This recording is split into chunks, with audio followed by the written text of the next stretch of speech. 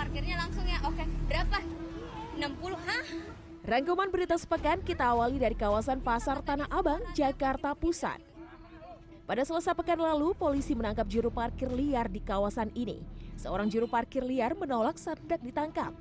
Karena meronta dan menolak ditangkap, petugas harus mengangkat juru parkir tersebut. Petugas juga mengamankan 4 juru parkir liar lainnya. Dari tangan mereka, polisi mendapati uang tunai hampir Rp600.000 hasil menjaga lahan parkir liar. Perharinya, sang juru parkir meraup penghasilan hingga Rp500.000. Saya sih ikut kerja Pak Daeng aja, Pak. Daeng siapa? Pak Daeng yang di sini nih. Mana dia ada kontribusinya buat ini enggak? Ya saya hanya cuma kerja, Pak. Saya tidak tahu. Berapa setoran pada Daeng? Nggak nentu. Berapa biasanya? Kadang 500, kadang 400 lebih. Sehari 500.000. Juru parkir tersebut ditangkap dalam razia yang digelar petugas unit reskrim Polsek Metro Tanah Abang. Razia digelar pasca video viral saat pengunjung terkejut karena dimintai uang parkir sebesar Rp60.000 untuk jasa parkir liar. 60, hah? 60.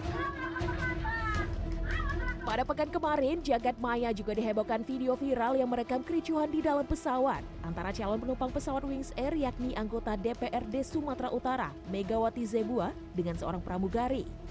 Megawati Zebua terlihat mendorong seorang pramugari.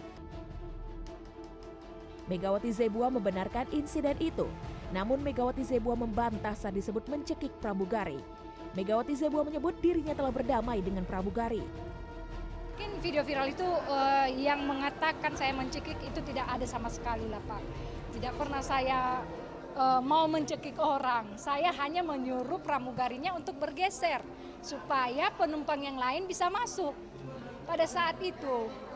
Jadi inilah ya media sosial juga. Dan saat itu saya hanya karena mau membantu seorang bapak tua yang tidak ingin bagasinya barangnya, tasnya dibagasikan karena dia akan transit ke Padang. Di dalam soal menunggu barang di tempat menunggu bagasi kan 1 jam itu kan. Bisa lah dia nggak ke dapatan pesawat, nyampe ke pesawat tadi dia akan hangus lah tiketnya ya. Atas kejadian yang menimpa dirinya, pramugari Wings Air Lydia Christine melaporkan Megawati Zebua ke Mapolres Nias pada Kamis siang. Tindakan kekerasan dan penganiayaan terhadap saya. Motivasinya awalnya seperti apa sebenarnya? Kenapa ada tindakan kekerasan dan Karena sudah melanggar ketertiban dan keamanan di dalam pesawat penerbangan saya pada hari itu ya. Benarkah informasi bahwasanya sempat ada perdamaian dilakukan? Belum ada sama sekali. oh, belum ada perdamaian Belum ya? ada perdamaian. Pada Selasa 15 April, masyarakat dibuat geram dengan ulah dokter kandungan pria berinisial MSF yang diduga melakukan pelecehan terhadap pasien perempuan saat melakukan USG kandungan di sebuah klinik di Kota Garut, Jawa Barat. Rekaman CCTV perbuatan sang oknum dokter tersebar di media sosial. Selasa malam, Polres Garut menangkap dokter MSF. Dari pemeriksaan unit perempuan dan anak Polres Garut, terungkap sedikitnya 2 orang pasien menjadi korban pelecehan. Salah satu korban sudah melapor ke Mapolres Garut. Rabu petang, usai diperiksa secara intensif, Dr. MSF ditetapkan sebagai tersangka. Sore ini kita penetapan tersangka, hasil dari pemeriksaan saksi-saksi, kemudian kita juga lakukan gelar perkara, alat bukti yang kita kumpulkan sudah lengkap, beberapa korban juga sudah ada, yang kemarin memang beberapa korban itu masih enggan dan tidak melaporkan, namun kami jemput bola, datang langsung ke rumah masing-masing, kami menjamin keselamatan, menjamin kerahasiaan, dan memberikan perlindungan hak korban. Kepada polisi, tersangka MSF mengaku ia mengiming-imingi korban dengan pemeriksaan USG gratis dan tidak melalui proses pendaftaran. Kasus dugaan pelecehan yang dilakukan oleh dokter juga terjadi di Kota Malang, Jawa Timur. Pada Jumat, Rumah Sakit Persada Kota Malang menanggapi viralnya pengakuan seorang pasien wanita asal Bandung yang mengaku mengalami pelecehan saat mendapat layanan medis di rumah sakit tersebut. Dalam keterangan pers, pihak Rumah Sakit Persada membenarkan bahwa pasien tersebut pernah mendapatkan layanan medis di RS Persada pada September 2022. Rumah Sakit Persada kini tengah menjalani proses pengusutan internal yang dilakukan secara transparan dan sesuai prosedur hukum. Dokter yang diduga melakukan pelecehan saat ini telah dinonaktifkan dari seluruh aktivitas pelayanan serta kewenangan klinisnya ditarik melalui sidang etik dan disiplin rumah sakit.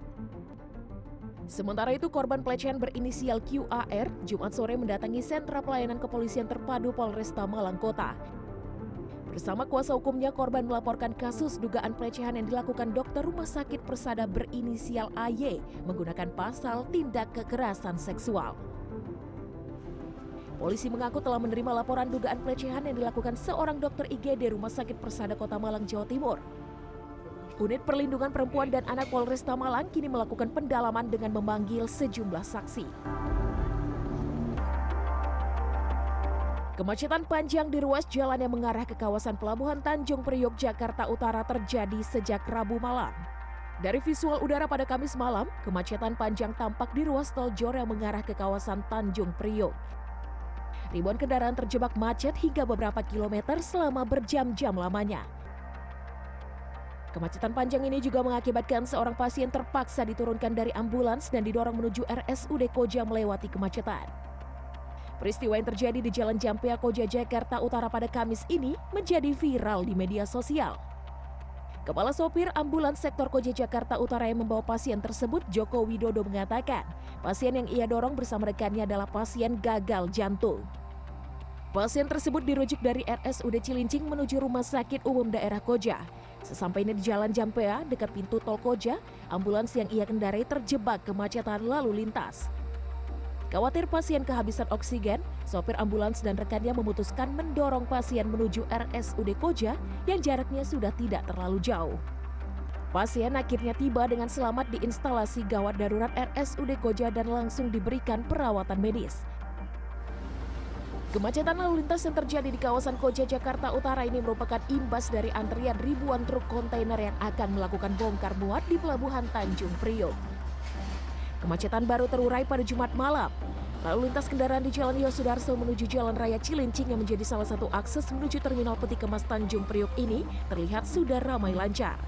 Kemacetan hanya terjadi di jalur menjelang pintu masuk Terminal Peti Kemas. Tim Liputan CNN Indonesia.